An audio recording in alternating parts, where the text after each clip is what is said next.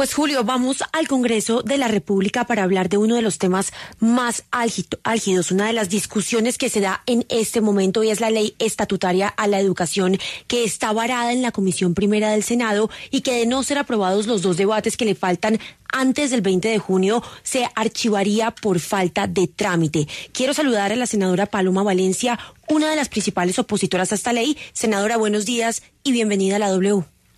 Marcela, muy buenos días. Un saludo especial para ti y para todo el equipo de la W y los oyentes. Y quiero saludar al senador Alberto Benavides del Pacto Histórico. Senador, bienvenido a la W. Marcela, muy buenos días. Un gran saludo a todo el equipo de la W, a la audiencia y a la senadora Paloma Valencia.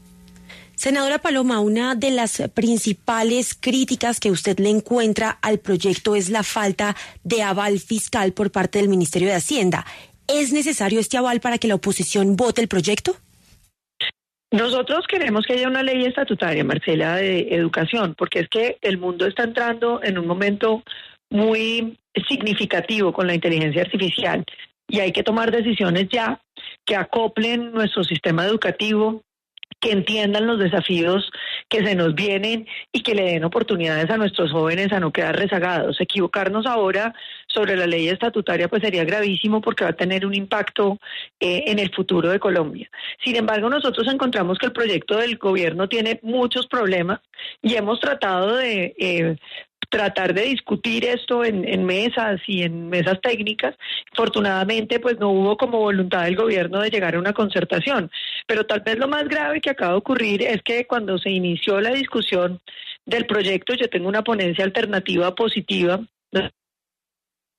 temas y eliminamos varios otros, son más de 76 modificaciones que le hacemos al proyecto del gobierno. Llega un concepto aval fiscal del gobierno donde básicamente dicen que ellos no saben cuánto va a costar el proyecto, pero que tiene aval fiscal. Cuando la demanda que interpuse contra el Ministerio de la Igualdad, la Corte fue muy clara.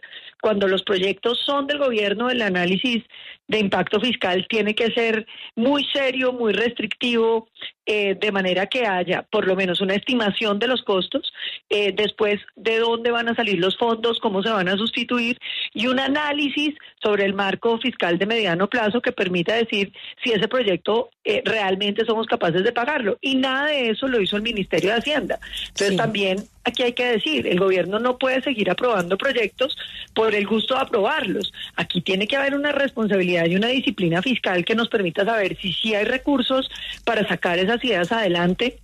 Y le doy un ejemplo. Cuando se va a implementar que todos los niños tienen que hacer obligatoriamente 10º y 11, cuando ha estado tradicionalmente noveno, claro que es bienvenido. ¿Cuánto vale eso y de dónde van a salir los fondos? Sí. Los niños de 3 a 5 de primera infancia que los van a incluir dentro de los colegios, ¿cuánto vale eso y de dónde van a salir los fondos? Entonces hay una cantidad de gastos que propone el proyecto que hoy no están contemplados en el concepto de aval fiscal, que básicamente dice que no saben cuánto vale. Sí. Senador Benavides, ¿no cree que le falta coordinación al gobierno? Pues el ministro de Hacienda sale a decir que no hay aval fiscal y esto es un golpe al proyecto, al Ministerio de Educación. ¿Cómo discutir una estatutaria sin el visto bueno de Hacienda y de la Corte Constitucional? Las cosas. En primer lugar, esta ley estatutaria ya ha hecho su paso por la Cámara, la Constitucionera, por la plenaria, y fue ampliamente discutida.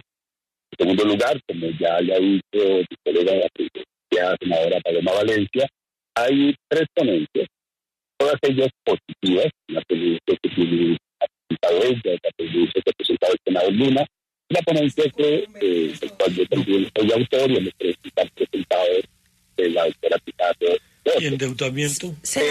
Senador, ¿puede por favor quitarle el altavoz o los audífonos? Es que lo estamos escuchando un poco mal. No es que exista una descoordinación por parte del gobierno. Mira, Marcela, la ley estatutaria tiene como objetivo reglamentar el derecho fundamental a la educación. No es procedimental o de ejecución, por lo cual en sí misma no genera impacto fiscal. Eso es lo que ha dicho, ¿no? Hacienda. Es evidente que para garantizar, obvio bien, pues este derecho implicará también un esfuerzo fiscal, como lo implica pues hoy mismo, siguiendo el artículo de la Constitución. Es por ello por lo que este proyecto pues plantea la necesidad de la progresividad y no regresividad. Eso es muy importante y está consignado en el artículo 5º. Y bajo esta perspectiva, esta ley ordena que en un periodo no mayor a 2 años se establezca un plan que contenga los plazos, las fuentes de financiación, los recursos, metas y acciones. Por lo tanto, lo que ha dicho Hacienda es simplemente esto. Esta ley tiene como objetivo reglamentar un derecho fundamental a la educación. No es en sí misma procedimental o de ejecución. Y obviamente ya en el proceso, como lo hace hoy, porque es un derecho, se va a generar ese plan, y eso también lo contemplan las distintas propuestas de ley que te he dicho que se han presentado. Hay una buena posibilidad de generar un consenso, la senadora Paloma también lo ha dicho, y estamos en esa perspectiva. Senadora Paloma, precisamente hasta donde yo tengo entendido, el aval se puede dar en el transcurso de la discusión del proyecto. Además de este tema del aval, ¿cuáles son esos otros argumentos? ¿Cuáles son esos problemas de fondo que usted identifica en el proyecto? Porque hasta las universidades apoyaron el proyecto y pues avanzó con mayorías hasta el momento. No, yo creo que hay mucho resquemor no solamente en la oposición, sino en mucho del sector educativo. Por ejemplo, el golpe más grande que se está dando a las universidades es decidir que ahora los rectores se tienen que elegir por voto popular de los estudiantes, un poco lo que está pasando en la Universidad Nacional. En todas las universidades son los consejos directivos o los consejos superiores los que se encargan de elegir al rector. Ahora el gobierno pretende hacerlo mediante democracia directa de los estudiantes. Eso pues va a destruir las universidades como destruyó esa reforma a muchas de las universidades de la Argentina donde se optaron por esos procedimientos. Imagínense las campañas que arrancan desde no va a ser obligatorio venir a clase y que pasan porque nadie va a poder perder el semestre. Entonces yo creo que hay que tener mucho cuidado con la demagogia y con el intento de politización de las universidades que se quiere introducir en la ley. Sí. Eso, y en mi opinión, irrespeta el derecho constitucional de autonomía universitaria que precisamente blindó a las universidades, tanto públicas como privadas, para que no se metiera la política dentro de ellas. Imagínense lo que es ahora decidir que vamos a tener campañas para la elección de rector de universidades públicas y privadas. Un segundo elemento que preocupa muchísimo y es con la crisis de la educación media y básica que tenemos en Colombia a propósito de las pruebas PISA. No hay una sola mención ni a la calidad, sí, ni a los componentes de lectoescritura, matemáticas y ciencia. Por el contrario, me parece muy bien que se adicionen conocimientos tradicionales, pero al lado de las competencias básicas frente a las cuales Colombia tiene que mejorar. Sí. De eso tampoco se habla. Senador Benavides, quiero hablarle precisamente sobre el rol de las universidades privadas, porque hay preocupación en algunos sectores académicos, porque la ley sí propone un objetivo muy loable y es educación superior universal, pero al mismo tiempo debilita la figura de las universidades privadas.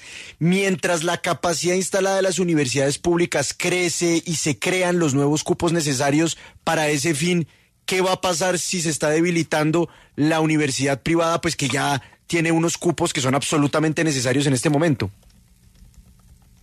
Mira, se pueden incluir las instituciones privadas, de hecho están incluidas porque también brindan una educación y muchas de ellas de muchísima calidad. De hecho el proyecto, como está, tú mismo lo has dicho, nos excluyen las universidades, se habla en genérico de las instituciones educativas en general. Pero sí es importante esto, durante los últimos 30 años, gracias a lo que está consignado en el artículo 85 y 86 de la ley 30, ha habido un desmejoramiento financiero de las universidades públicas. Muchas de ellas están en una crisis fiscal, pues de todos conocidas, así lo han expresado una y otra vez. Por eso, la ley sí plantea mantener una preferencia en cuanto a temas de financiación de la educación pública, toda vez que estas instituciones, pues todas las instituciones privadas también tienen otras posibilidades de obtener recursos, ¿no? Vía matrícula, vía dinámicas de asesorías y demás. Y durante los últimos 30 años, yo podría decir casi que durante los últimos 50 años, pues el Estado se ha preocupado mucho por fortalecer la educación privada. Esta ley no lo discute. Esta ley lo que dice es que al reglamentarla hay que darle todos los instrumentos posibles para que la educación pública, que entre otras tiene algo que es muy importante, para generar no solo oportunidad de educación, sino acceso, que tiene que ver con la permanencia, pues la posibilidad de que el Estado garantice ese acceso, esa permanencia, es fundamental y no tendría que estar ligada directamente a réditos o a beneficios. Pero vuelvo y digo, para nada se está excluyendo a las universidades privadas. También quiero decir esto, tampoco la autonomía.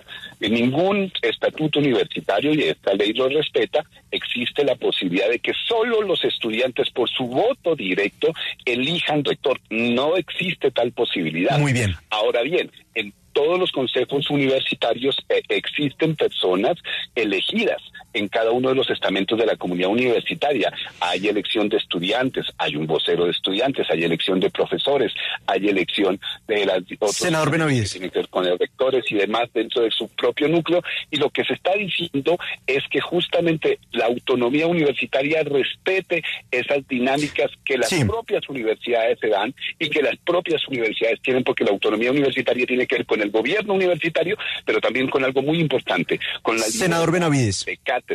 Y eso es lo que estamos defendiendo. Pero senador Benavides, venga, es que tenemos otros temas en el tintero y me gustaría que pasáramos también por otro tema de la agenda nacional que sin duda es importantísimo y que tiene que ver con la última propuesta del presidente de la República y del ex canciller Álvaro Leiva, o ese planteamiento frente al vínculo entre el proceso de paz de La Habana, el acuerdo de paz y la posibilidad de una constituyente que no pase por el Congreso de la República. Incluso ya llegamos a un nivel en el que el expresidente Juan Manuel Santos calificó de absurda la propuesta y dijo que incluso cualquier intento de convocar una constituyente por fuera de la vía institucional pues se enfrentaría con las Fuerzas Armadas. Senadora Paloma Valencia, ¿este nuevo escenario en qué termina? A mí me parece sumamente grave que el presidente insista en violentar la Constitución. Colombia no puede seguir haciendo constituyentes para los violentos. Aquí no ha ganado las fuerzas insurgentes ni han derrotado el Estado de Derecho, de manera que no, de ninguna manera. Y me preocupa muchísimo ese acuerdo que firmaron con el ELN, donde más o menos quieren suplantar la democracia porque se reunieron con 8.000 personas. Aquí hay que recordar que Colombia es una nación de más de 50 millones de habitantes, con una democracia activa, directa, representativa, y que el gobierno no puede seguir por el camino del rompimiento institucional. Senador Benavides, la misma pregunta para usted. ¿Usted cree, como lo cree Álvaro Leiva, como lo cree el presidente Gustavo Petro, que el acuerdo de paz con las FARC abre un camino a hacer una constituyente sin involucrar al Congreso de la República? El problema de esto es el incumplimiento del Estado. El Estado dio la palabra para implementar el acuerdo de paz. Y desde el 2016, si nosotros vemos lo que ha ocurrido, pues no se ha generado, no se ha cumplido esa palabra.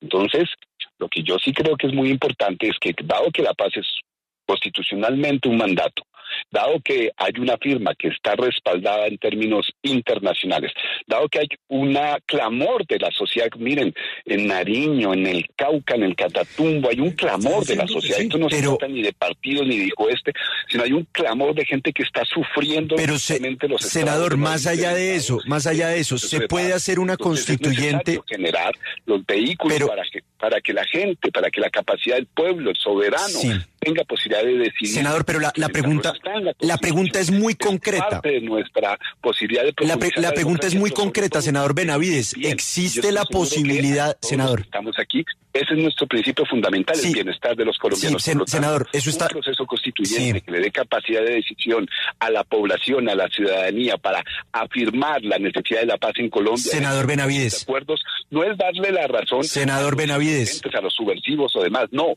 Es darle la razón a un clamor ciudadano y a la capacidad de decisión de la población de la ciudadanía. Pero, senador Benavides, no me contestó la pregunta. ¿Sí o no se puede hacer una constituyente por fuera del Congreso por vía del acuerdo de paz? ¿Sí o no? No, es que de eso no se trata. Nadie ha hablado así. Nosotros hemos hablado de la necesidad de generar un proceso constituyente, de generar las capacidades de decisión. Un proceso constituyente no solo termina en una Asamblea Nacional, pero la Asamblea Nacional Constituyente, déjeme decirle, está en la Constitución colombiana y si se de ser convocada, nosotros seguiríamos, obviamente, el procedimiento que la Constitución lo afirma. Pero lo fundamental esto es la ciudadanía, la decisión ciudadana, que es la base de la democracia y del Estado Social de Derecho. Senadora Paloma, sumémosle a todo esto el escándalo de la Unidad Nacional para la Gestión del Riesgo con el señor Olmedo y Snyder Pinilla. ¿Cree que esto puede causar temor para votar los proyectos del gobierno, teniendo en cuenta que en la lista hay, como lo decía Julio, 30 congresistas? Pues, Marcela, lo que estamos viendo en la unidad de riesgo es absolutamente espeluznante, asqueroso. Es decir, que aquí además antes les entregaban disque contratos y se suponía que los congresistas pues a través de maniobras lograban que les dieran plata a los contratistas. Aquí el gobierno de una vez saca la plata de los contratos para entregársela al efectivo a los congresistas. Yo creo que esto ya es pues espeluznante y por supuesto yo creo que todas estas reformas que se están aprobando van a quedar viciadas por unos votos que fueron comprados, evidentemente. Aquí hay una nulidad que se le va a venir encima a muchos de esos proyectos. Pero permítame un comentario sobre lo que decía el senador Benavides a propósito de la constituyente, porque es que no puede ser que nos digan que es que Colombia ha incumplido los acuerdos de La Habana. Eso no es cierto, porque usted se encuentra a los cabecillas de las FARC impunes, sentados en el Congreso, todos en todo el país llenos de camionetas, de programas. La pregunta es, ¿cuándo va a empezar las FARC a cumplirle a los colombianos? Porque ahorita tenemos no 2, sino 3 disidencias de las FARC, de manera que unos poquitos mantuvieron los beneficios que supuestamente se les había dado porque se iban a desmovilizar. Y resulta que el jefe negociador incumplió, se puso a matar colombianos, montó el grupo que más líderes sociales y propios desmovilizados ha asesinado. A eso súmele que nunca dijeron la verdad, no solamente sobre los crímenes que cometieron, ni siquiera sobre el narcotráfico, los socios, para que Colombia pudiera avanzar en la lucha contra el narcotráfico. Se comprometieron dizque a la verdad, que tampoco la hemos visto, la reparación de las víctimas, tampoco, ni siquiera devolvieron el exiguo billón de pesos que dijeron tener cuando la fiscalía del doctor Néstor Humberto Martínez había dicho que tenían más de 40 billones de pesos. Entonces, yo creo que si vamos a hacer la lista de los incumplimientos, habría que arrancar por las FARC, que no cumplieron con absolutamente nada de lo que se comprometieron. Senador Benavides, la misma pregunta para usted. ¿Cree que ese escándalo puede frenar todos los proyectos? Se fue. Sí, perdimos al senador Alberto Benavides, a la senadora Paloma Valencia y al senador, muchas gracias por su tiempo y quedamos muy atentos en lo que suceda mañana martes a esta discusión de la ley estatutaria que está agendada